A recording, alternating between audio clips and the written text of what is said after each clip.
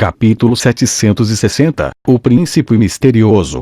O segundo príncipe Domingues finalmente teve a oportunidade de liderar um exército, mas não foi tão inesperado. Afinal, esse príncipe era conhecido por seu talento e inteligência, e o imperador assim o amava.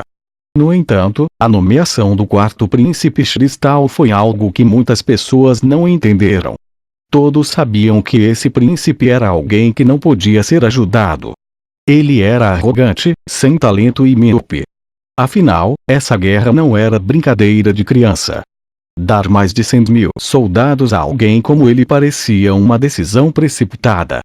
Muitas pessoas sentiram que esta decisão rápida e irracional da família real e do quartel militar imperial voltaria e prejudicaria o império.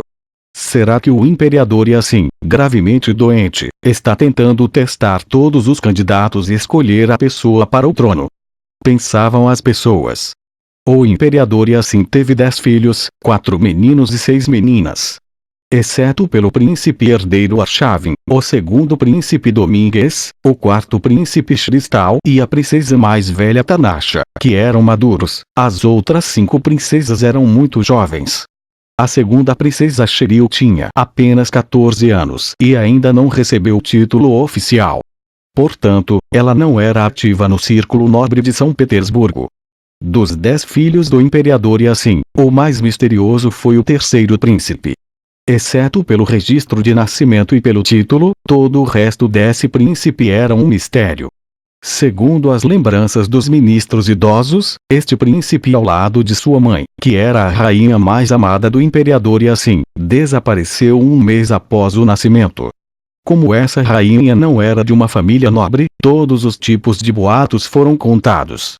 Algumas pessoas diziam que essa rainha, que tinha um passado comum, ofendeu o imperador assim, então ela foi convidada a cometer suicídio com seu filho.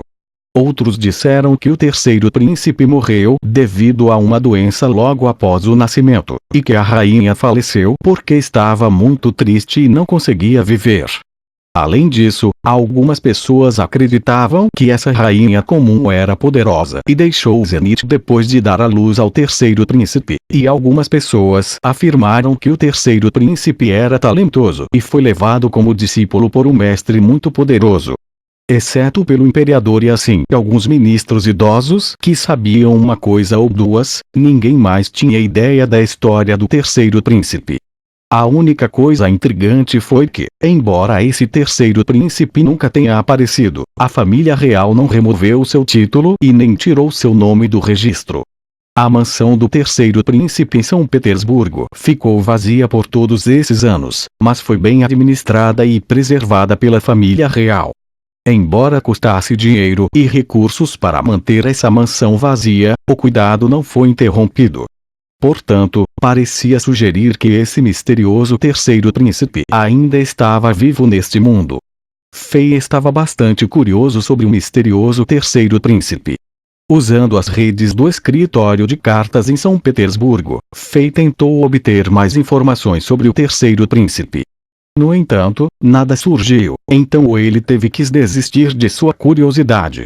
Agora, como parecia que o imperador assim estava tentando escolher o próximo governante de Zenith, todos os eventos antigos foram mencionados.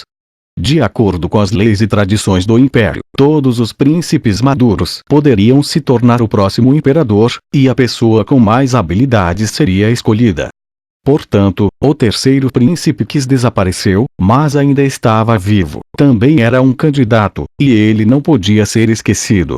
Ninguém poderia dizer com certeza que o terceiro príncipe que desapareceu por um longo tempo nunca saltaria de algum lugar e lutaria pelo trono. A curiosidade de Fei ficou instigada novamente com essa notícia. No entanto, esse foi apenas um pensamento momentâneo. Afinal, Fei tinha coisas mais importantes a fazer no momento, em vez de tentar saber sobre as fofocas em torno da família real de Zenith.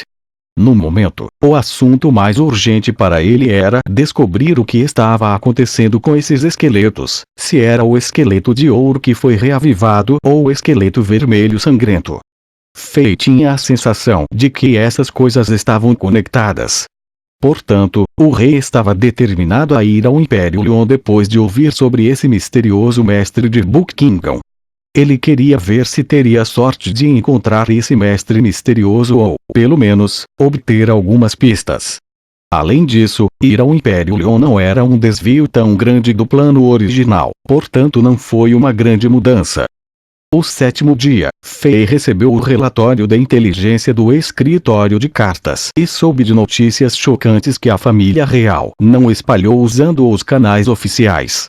Depois que as tropas unidas confirmaram que Fei estava dentro da capital bizantina, eles formaram um esquadrão de assassinos composto por todas as elites da classe Lua e tentaram matar todos os membros proeminentes da família real e os ministros quando nenhum mestre de primeira linha estava protegendo o St. Petersburgo. No começo, esse plano estava funcionando e foi tranquilo, pegando os zenitianos de surpresa. O esquadrão de assassinos rapidamente entrou em São Petersburgo e destruiu as tropas que estavam lá para detê-los, chegando muito perto do Palácio Real de Zenit. Quando eles estavam prestes a alcançar o Palácio Real, um misterioso mestre subitamente saiu correndo do Palácio Real e matou todo o esquadrão de assassinos. Nenhuma das elites da classe Lua sobreviveu. Todos foram exterminados na praça a cerca de 100 metros do Palácio Real. Este misterioso mestre não revelou sua identidade, e ele apareceu apenas por alguns segundos. De acordo com a descrição do funcionário da inteligência do escritório de cartas, no momento em que o Palácio Real estava prestes a ser rompido, uma rajada de luz azul subiu rapidamente e destruiu instantaneamente mais de 10 elites da classe Lua em alguns movimentos, incluindo uma elite no pico da lua cheia e uma elite de lua cheia de nível intermediário de nível 9. Aquele misterioso mestre estava envolvido por uma luz azul, e ninguém viu como ele era e que técnicas ele usava. No entanto, uma coisa estava clara: esse misterioso mestre era um amigo e não um inimigo. Além disso, essa pessoa pode ser um lorde da classe Sol ou muito próximo a esse reino. Essa notícia surpreendeu o povo de São Petersburgo, e chocou seus inimigos. Não foi menos significativo se comparado às notícias de que o rei de Chambord era um lorde da classe Sol. De fato, a família real de Zenit era ainda mais misteriosa aos olhos das pessoas. Como um império de nível 1 pode ter uma acumulação tão vasta de poder? Pensaram eles mesmos. As tropas unidas dos 10 impérios falharam novamente.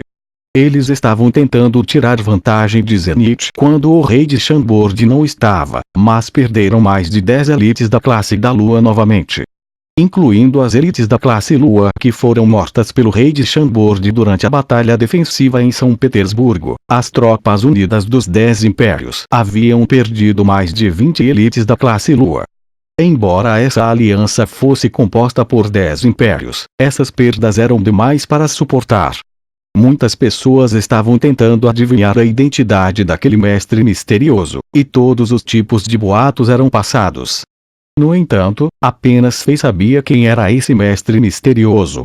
Com essa pessoa dentro de São Petersburgo, a cidade estaria segura, mesmo que os inimigos tivessem um lorde da classe Sol para atacar Zenit.